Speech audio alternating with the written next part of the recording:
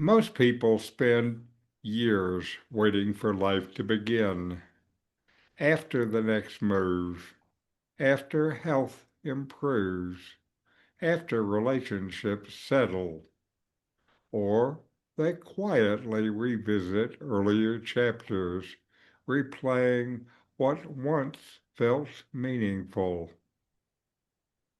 In both directions, something subtle happens. The present moment becomes a hallway rather than a home.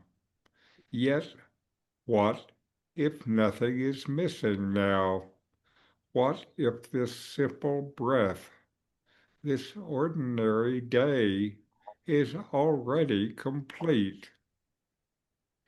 Today we explore contentment, not as resignation, but as deep alignment with what is here now. If this reflection resonates, like the video, subscribe to the channel, ring the bell, and share your experiences by making a comment. Welcome. This is Richard Clarke. Today's session will be on the subject, the present moment is enough. The mind naturally moves in time. It revisits memories and imagines possibilities. This capacity is useful. It allows planning, learning, and reflection. Yet, when it dominates, dissatisfaction grows. The present moment can feel like it's not enough compared to a remembered past or an anticipated future. Contentment begins not by stopping thought, but by seeing its movement clearly. In mindfulness meditation, you notice how quickly the mind leaves immediate experience. A sound triggers memory. A sensation becomes a story. A quiet moment becomes planning. None of this is wrong. The difficulty comes when you believe fulfillment will be found sometime later, not now. The phrase, the present moment is enough, does not deny difficulty. Physical discomfort may be there, uncertainty may exist, loss may have occurred. Enough does not mean perfect. It means complete as it is. This moment, exactly as it appears in awareness, does not require anything else to exist. From a practical standpoint, contentment grows through this simple attention. Feel the breath fully. Notice the contact of the body with the chair. Hear sounds without labeling them good or bad. Experience color and light without commentary. These small sensory acts return you to immediacy. Longing for the past often carries warmth. Certain times felt meaningful, alive, purposeful. Yet what made these moments vivid was presence. You were there, fully absorbing them. The same capacity exists now. Memory suggests that maybe life was richer then, but the richness really was the quality of your attention. Longing for the future carries hope. When this changes, I'll feel better. When that resolves, I will relax. Yet notice how many times that anticipated future has already arrived. Did the contentment that you imagined settle in permanently? Or did the mind quickly move to the next desire? Is who you are bound by time? The awareness in which memories of the past and thoughts of the future arise is itself unchanged by the memories and thoughts. When you rest as that awareness rather than the narrative, immediacy is enough. You recognize that the sense of lack is just another idea, not a fundamental truth. Each moment is enough. This recognition softens striving. Actions continue. You still plan, work, care, and respond. The difference is subtle but profound. You are no longer postponing peace. You allow peace to be present even while circumstances unfold. Contentment does not remove ambition or creativity. It removes the sense of urgency. You create and act from fullness rather than from deficiency. This changes the emotional tone of your life. When you truly allow this breath, this moment to be enough, something quiet opens, the body softens, the nervous system settles. Appreciation becomes natural rather than forced. Nothing dramatic occurs, yet a gentle satisfaction emerges. The present moment has always been where life happens.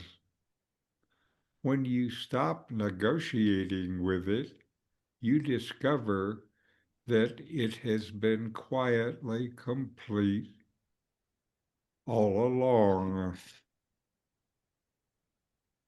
And now a guided meditation. Sit comfortably. Feel the weight of your body supported by the chair. Let your shoulders soften.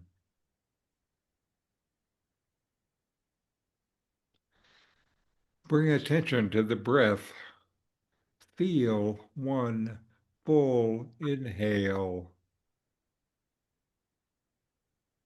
one full exhale.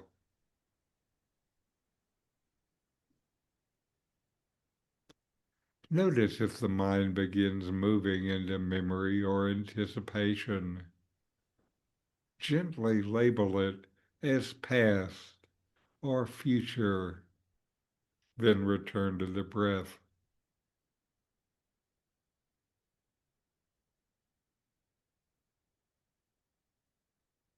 Now widen awareness to include sounds. Let them come and go without reaching for meaning.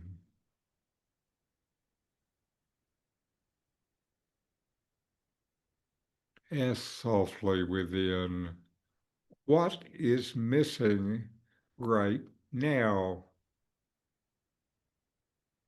Pause. Notice the body's response.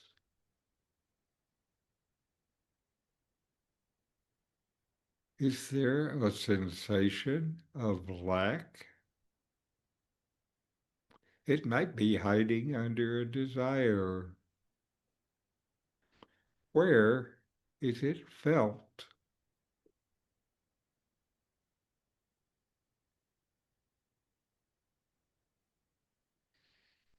Allow that sensation to be present without resistance.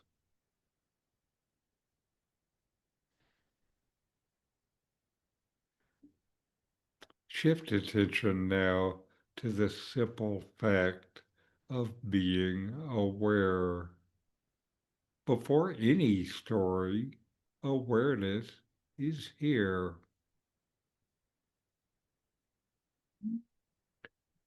Rest there for a few breaths.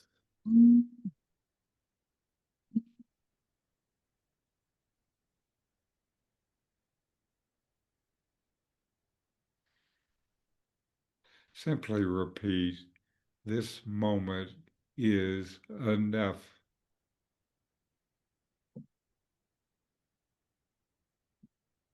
Notice any reaction, acceptance, doubt, calm, resistance.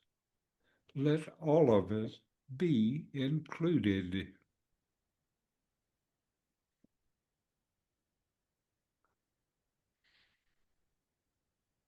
Feel the contact of your feet with the floor.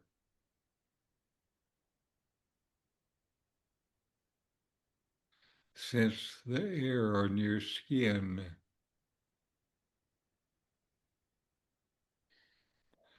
Nothing needs to change in this moment.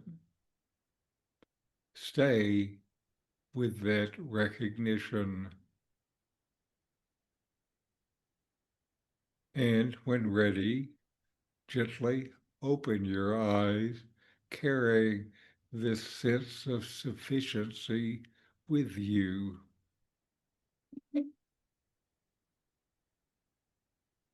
Let this breath be enough. Let this moment be enough. You don't need to wait for life to begin. It is here, quietly complete.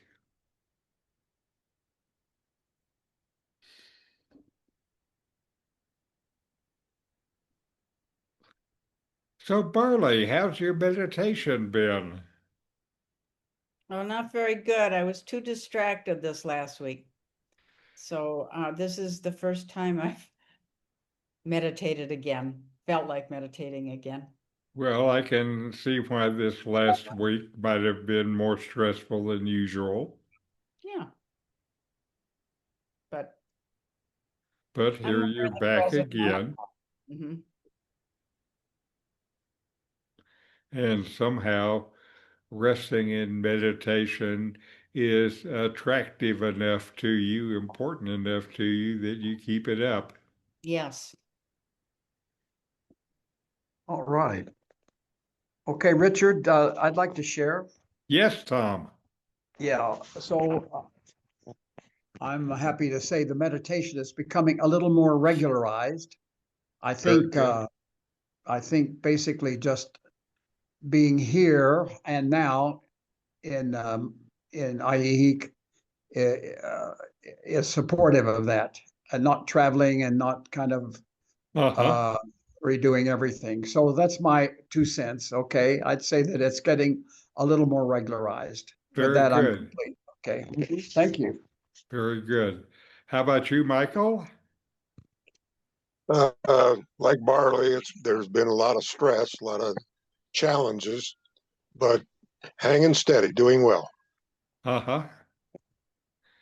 And again, it can be interesting just to notice how this news and political news and stuff like that, uh, kind of can upset your balance and equilibrium. Yes, it can, but stay focused. Right. Finally, you can find it again. And what we're talking about today, you can find it again just by being in the moment, watching your breath, and your mind puts all those other things down for a while.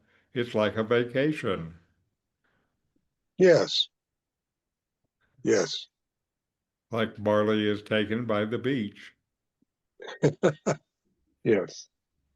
How about you, Carol? It's been difficult, of course, we all think. I wanted to say I really appreciated this message today, the idea that the things that you remember because you were fully present. I think that's a really interesting idea.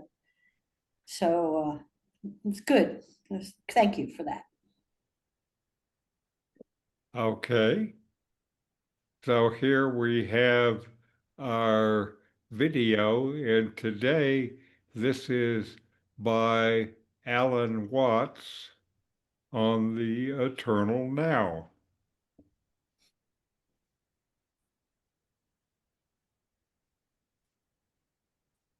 When we say to ourselves, you must go on, the reason is, you see, that we are not living in the eternal now, where reality is. We are always thinking that the satisfaction of life will be coming later. Don't kid yourself. Only suckers put hope in the future. There isn't much of a future. You're going to die.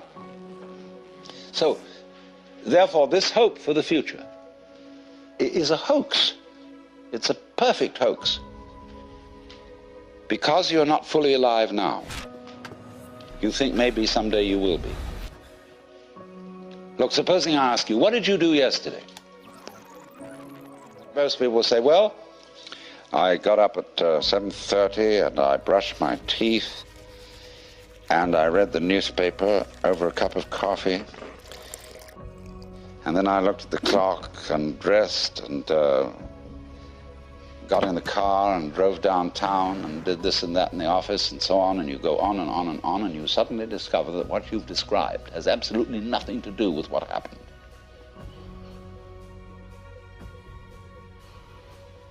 You've described a fleshless list of abstractions, whereas if you were actually aware of what went on, you could never describe it. Because nature is multidimensional, language is linear. Language is scrawny. And therefore, if you identify the world as it is with the way the world is described, it's as if you were trying to eat dollar bills and expect a nutritious diet. Or eat numbers. A lot of people eat numbers. People play the stock market. They're doing nothing but eating numbers. And they're always unhappy. Absolutely miserable, because they never get anything. So therefore, they always hope more is coming, because they believe that if they eat enough dollar bills, eventually something satisfactory will happen. So eating the abstractions all the time, we want more time. Confucius very wisely said, a man who understands the Tao in the morning may die with content in the evening. Because when you understand, you don't put your hope in time. Time won't solve a thing. And the Christian word for sinning in Greek is amatanin, which means to miss the point. And the point is eternal life, which is here and now.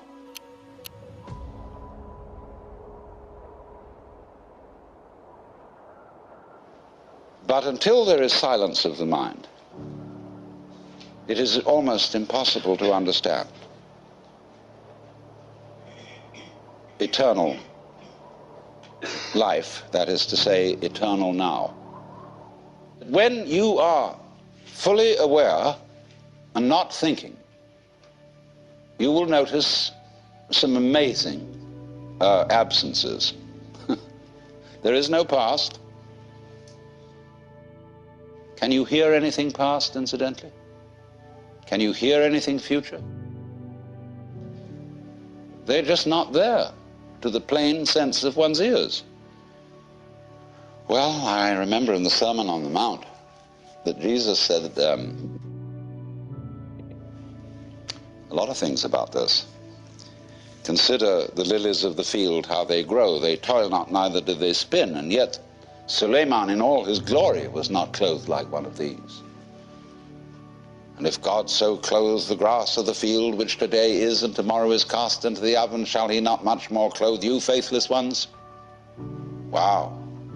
So, do not worry about tomorrow, saying, what shall we eat, what shall we drink, or how shall we clothe ourselves? Oh, the rabble seeks after these things.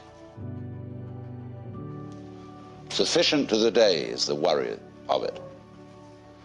Nobody ever preaches a sermon on that text. Never. I've heard lots of sermons. And never one on that one. Because people say, look, that's all very well, because Jesus was the boss's son. And he knew, you see, that he was really in charge of the universe. And he had nothing to worry about. But we have to be practical. Oh? What do you suppose the gospel was? The good news. Do you know it never got out?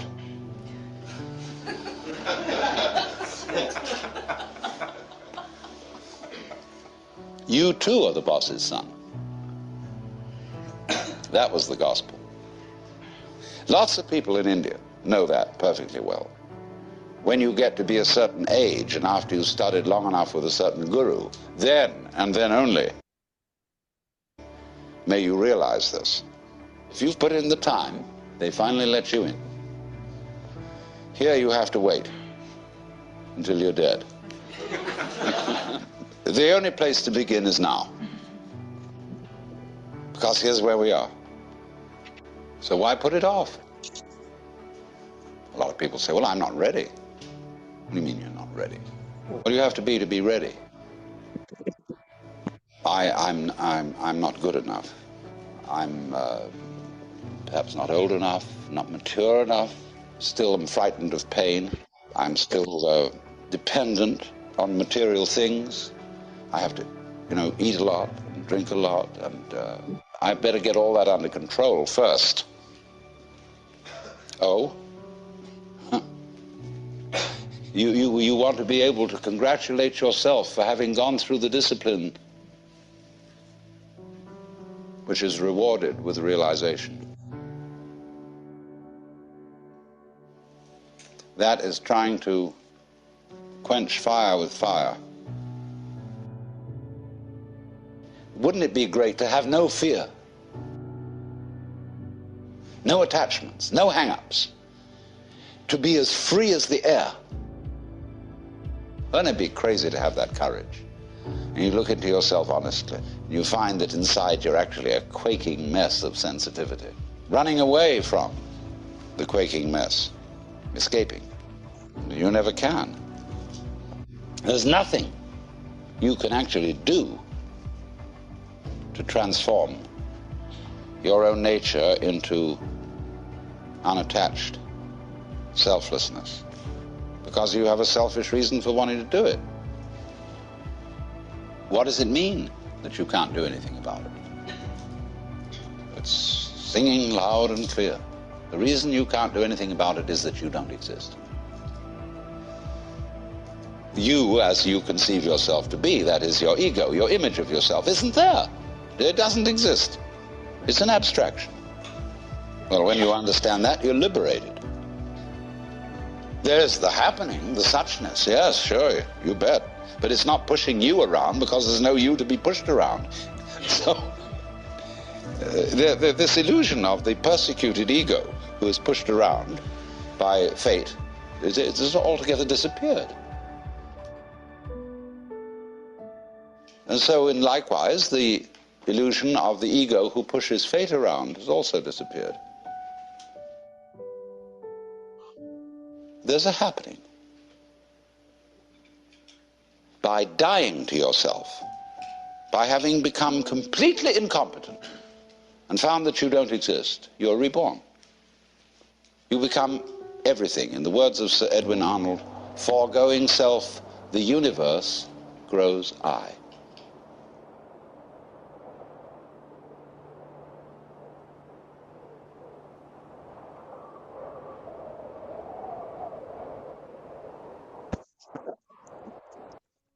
When we say, All right, and now let's take a few minutes and meditate.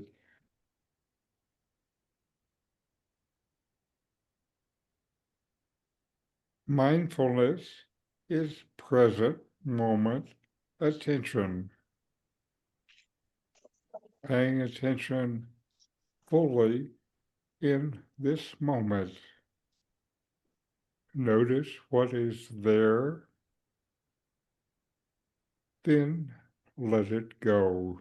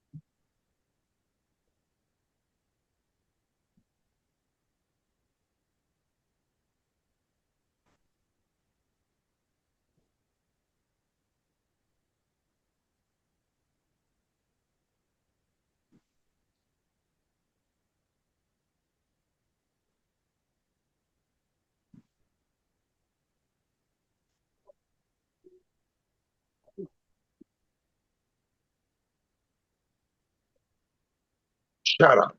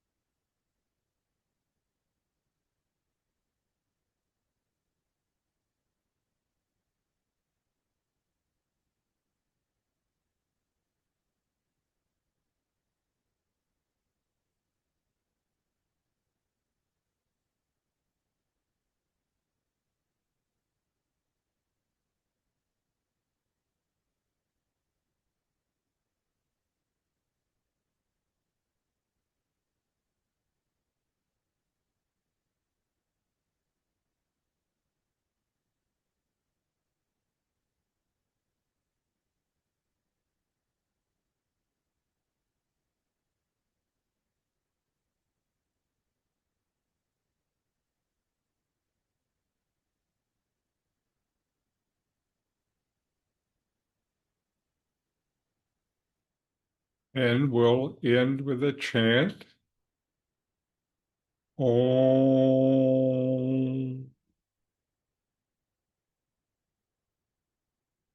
Shanti, Shanti, Shanti.